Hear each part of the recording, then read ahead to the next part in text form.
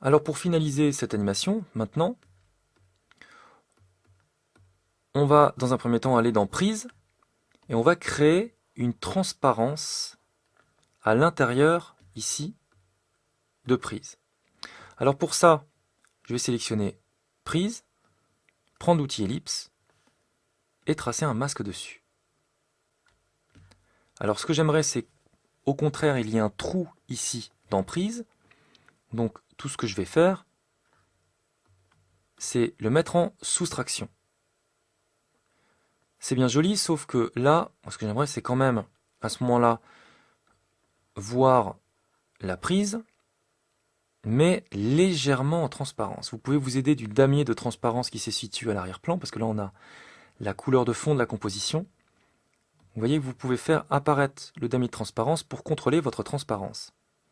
Donc moi, ce que j'ai fait, c'est que j'ai augmenté le contour progressif, comme ceci. Et ensuite, rien ne vous empêche de jouer sur l'expansion de masque pour contrôler ici l'affectation de cette transparence. Je vais regarder ce que ça donne ici. Ça me paraît pas trop mal, en tout cas c'est un maximum, je pense, à atteindre. Je vais même réduire encore un petit peu comme ceci, ça me paraît pas trop mal. Donc ce que je vais faire, c'est que je vais uniquement jouer sur l'expansion de masse qui se trouve ici. Donc je vais repérer ici dans la prise, dans la composition principale, à partir de quel moment est-ce que ça doit monter? Dès le départ, je pense. Il faut que la transparence monte dès le départ. Et qu'à partir, on va dire, il faut que la transparence ne soit plus visible, je pense, à partir de 2,14, plus ou moins 2,13. Donc ça veut dire que ici, je vais mettre une expansion à 0. Enfin, pardon, je vais plutôt ici exagérer et extrapoler ici et rentrer à l'intérieur pour que le contour progressif ne soit plus visible. Je vais aller un peu plus loin. On avait dit que c'était à 2,13 que ça devait être à nouveau pas transparent. Donc ici, je vais monter petit à petit. Je vais me mettre, il me semble que de mémoire, c'était moins 60. Donc comme ceci, il y a de la transparence qui apparaît. Et ensuite, je dirais que ici, plus ou moins, il faut retourner dans la valeur de départ. Donc je vais faire un pomme C, pomme V. Rien ne m'empêche de lisser ces clés. Voilà. Exactement dans le même timing, ce que je vais faire, c'est qu'à partir d'ici, je vais jouer sur la transparence de la colorimétrie qui se trouve ici. Et plutôt que de la faire monter petit à petit comme ça, je vais plutôt la faire monter plus vite. Et surtout, après, je vais la faire disparaître, cette rougeur.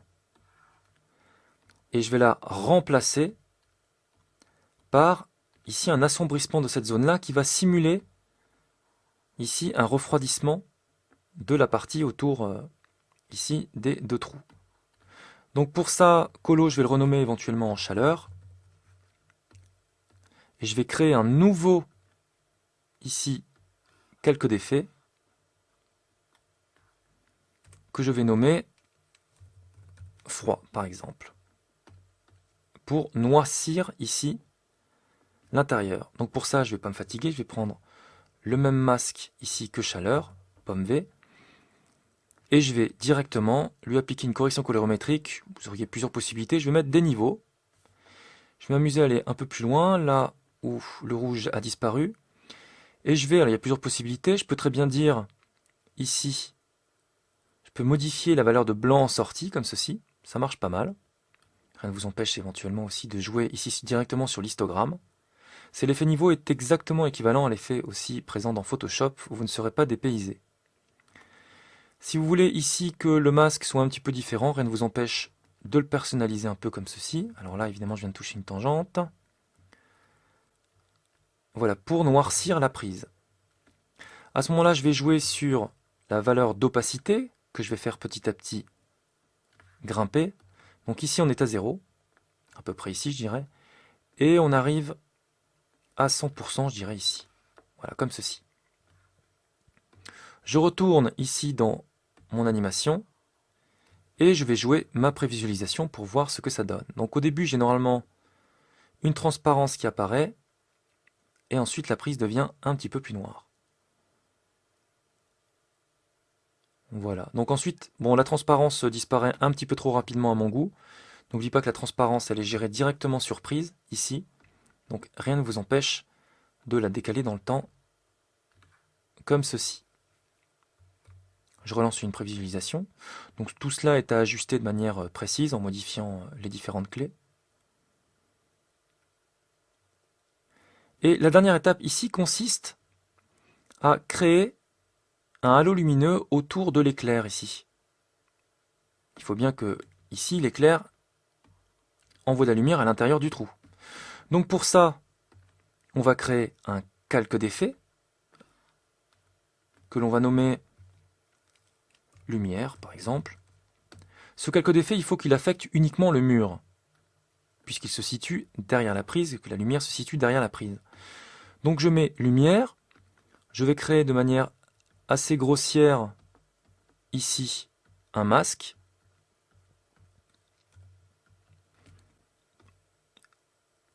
Et je vais ici mettre un effet de correction colorimétrique, par exemple courbe, pour augmenter la luminosité comme ceci.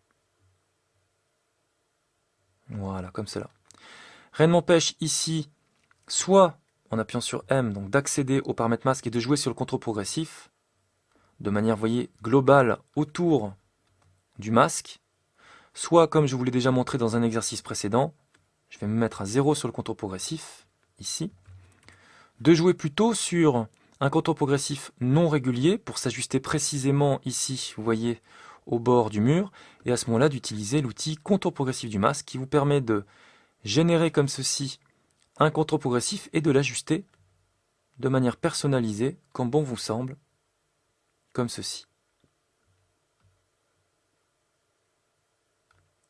Moi, je vais plutôt utiliser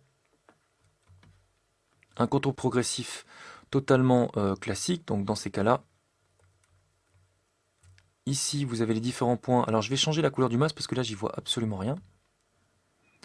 Alors là, j'ai pas mis la bonne couleur, il faut que je mette en rouge, mais que, hop, j'augmente la saturation. Donc je sélectionne mon masque ici et je peux, en me mettant toujours en outil contour progressif et en me mettant sur le point, en appuyant sur commande ou contrôle, me mettre sur chaque point et vous avez le petit icône moins qui apparaît pour supprimer comme ceci tous les points que vous avez mis. Donc je vais retourner sur le contour progressif et augmenter comme ça. Alors là, pour simuler une variation de luminosité, il va falloir jouer sur le paramètre d'opacité et faire ce type d'animation. Là, je le fais évidemment en temps réel. Je ne vais pas m'amuser à rester devant mon écran comme ceci pour jouer l'animation devant mon client. Il faut effectivement jouer ici une animation, mais sans poser une seule image clé. Sinon, vous auriez à poser des tonnes d'images clés. Donc pour faire ceci, on a déjà vu l'initiation aux expressions. Et bien ici, on va placer une expression. Pas avec le petit goupillon comme on a vu, mais on va placer une petite ligne de code à l'intérieur de cette propriété opacité pour faire varier de manière aléatoire, ici, cette valeur.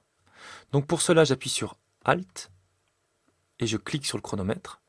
Ici, vous avez la valeur de Transform Opacity, voilà. Ici, il se met en boucle, il va chercher sa propre valeur. Rien ne m'empêche ensuite, maintenant, de faire une expression de type Wiggle. W-I-2-G-L-E. Wiggle, et ensuite, ça va vous permettre donc de générer une variation aléatoire. Évidemment, il va falloir maintenant attribuer une fréquence et une amplitude de variation. Donc pour cela, vous allez mettre des parenthèses, et à l'intérieur de ces parenthèses, vous allez commencer par mettre d'abord une fréquence. J'aimerais que ça varie, par exemple, avec une fréquence de 5. Et séparé par une virgule, vous allez mettre maintenant l'amplitude, en pourcentage évidemment, puisque là vous êtes en pourcentage au niveau de la propriété opacité.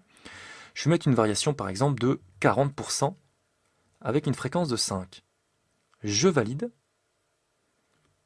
Et là, si je ne montre que le calque d'effet et le mur, vous voyez que vous avez une variation automatique de cette propriété. Si je sélectionne ce paramètre et que je vais dans l'éditeur de courbe comme ceci, vous voyez qu'il n'y a aucune variation. On est à 100%. Pourquoi? Parce qu'il prend la valeur ici, présente sans l'expression. Si par contre maintenant je lui dis d'afficher le graphique post-expression, c'est cette petite icône, il vous montre l'affectation ici de l'expression et il vous montre comment ça se passe réellement. Vous voyez la variation ici dans l'éditeur graphique. Donc rien ne vous empêche de diminuer très légèrement comme ceci et de vous mettre en mode addition. Voilà, comme ça, vous aurez une variation, vous voyez, autour, ça c'est une valeur ici de 77, la ligne continue, et vous voyez la variation autour de cette valeur grâce à l'expression. On peut parfaitement augmenter, moi je vais augmenter la fréquence, parce que l'éclair quand même bouge pas mal, et je vais diminuer l'amplitude, je vais me mettre à 20, et on va voir ce que ça donne en mettant ici une prévisualisation, ça me paraît pas trop mal. Donc à partir de là, rien ne vous empêche de réafficher le reste. On va se mettre en 100% et on va regarder ce que ça donne. Donc vous voyez que dans tous les cas, non seulement vous avez une multitude d'effets de déformation pour arriver à vos fins, mais en plus vous avez les expressions pour vous aider. Et voilà très rapidement comment générer la fonte d'une prise murale comme ceci. Alors juste pour petit rappel par rapport aux expressions, si vous ne savez plus ici comment s'écrit Wiggle, n'oubliez pas que ça c'est pour désactiver et activer l'expression. Ça c'est le graphique post-expression pour voir réellement, puisqu'il n'y a pas d'image clé de créer, pour voir graphiquement on va dire la variation générée par ce type d'expression. Le goupillon on a déjà vu. N'oubliez pas que ici vous avez une bibliothèque de tous les termes utilisés en expression. Là on est encore en initiation, donc il est hors de question que je vous les passe en revue. Sachez seulement que dans Property, vous avez ici le Wiggle, avec le paramètre de fréquence, comme je vous ai expliqué, et le paramètre d'amplitude à personnaliser, sinon ça ne marchera pas. Vous avez des octaves et une amplitude, etc. Et ici, différentes valeurs. On ne va pas rentrer dans le détail, mais vous voyez qu'il y a déjà des valeurs qui leur sont affectées. C'est pour ça que moi, je n'ai eu qu'à rentrer fréquence, virgule, amplitude, et j'ai fermé la parenthèse. Si vous ne rentrez pas d'autres valeurs séparées par une virgule, à ce moment-là, il considère qu'il prend les valeurs par défaut, qui sont bien incluses ici dans cette expression. Donc voilà pour cet exercice qui vous a permis de voir les différentes possibilités liées aux expressions et une petite révision de tout ce que nous avions vu également précédemment par rapport aux précompositions, aux utilisations des masques et également aux utilisations des expressions.